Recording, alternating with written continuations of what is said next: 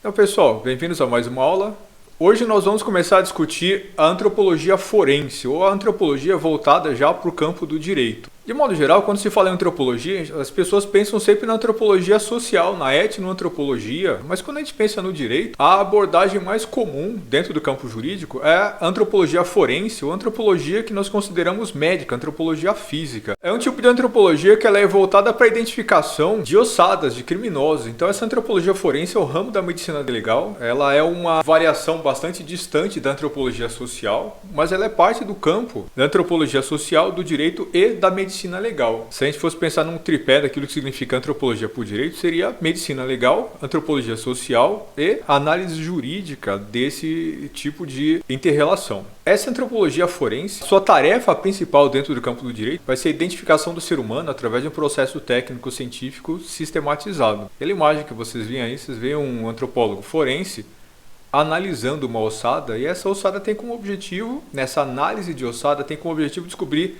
quem foi assassinado, por quê, se é que foi um crime, qual foi o contexto histórico. Trata-se aqui da identificação de restos humanos esqueletizados. Sistematização científica tem uma relação muito grande com a biologia, com a osteologia. O objetivo aqui é identificar dentro dessas ossadas o que levou a isso, como é que se define o contexto da cena do crime, ou identificar se aquilo foi um crime. A análise dessas ossadas tem muito a ver com a arqueologia, com a forma como a arqueologia estuda sítios arqueológicos, analisando camada por camada de terreno, o que aconteceu ali, há quanto tempo esses objetos ou esses ossos são depositados, qual que foi o contexto, né? Você analisar a disposição dos objetos ou analisar a disposição dos ossos, analisar diversos outros elementos, como os elementos vinculados à distribuição de substâncias, por exemplo, há fogo perto, não há fogo perto, a terra ou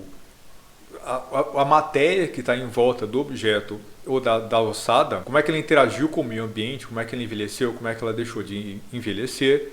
Portanto, identificar a ossada, se é homem, se é mulher, se houve um machucado, se houve lesão óssea, se não houve, se o osso está ruído, se ele não está. Tudo isso tem a ver com o ramo de atuação da antropologia física, da antropologia forense. Num grande atentado, vamos pensar lá no 11 de setembro, aviões chocando-se contra prédios gigantescos, esses prédios desabam, uma quantidade enorme de pessoas morrem, e esses cadáveres depois eles precisam ser recuperados, eles precisam ser enterrados de forma digna. Então, identificar esses restos mortais, separar quem eram os criminosos, quem não era, enterrar a pessoa de forma íntegra e com dignidade, tudo isso é muito importante. Então, isso tem a ver não apenas com identificação de cena de crime, o criminoso, identificar um crime específico, ou identificar ossadas localizadas em regiões específicas, mas mesmo quando a gente está falando em crimes em larga escala, isso pode ter uma utilidade muito importante. Às vezes não para identificar o que aconteceu, porque obviamente,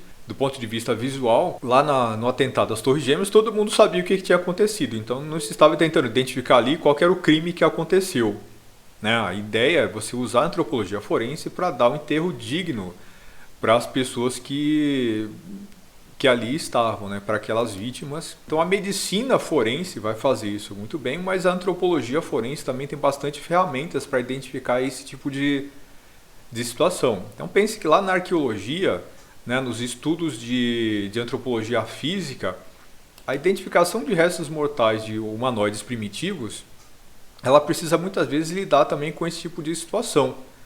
Então as mesmas ferramentas usadas na antropologia para se identificar quais eram os hominídeos, quais eram as suas dietas, né? Qual foi o contexto em que eles morreram, como eles viveram, né? Então identificar todo o entorno, uma vez que uma ossada foi encontrada, como é que ela foi sepultada ou não, né? Identificar se o hominídeo foi assassinado, se ele não foi, qual foi a causa da sua morte. Então o desenvolvimento desses instrumentos de análise da antropologia forense eles ocorreram juntamente com o desenvolvimento da medicina forense, a partir aqui desse século XIX. Então, são ferramentas que são muito aproximadas, se desenvolveram de forma, né, paralela e são ambas utilizadas para identificar esse tipo de situação.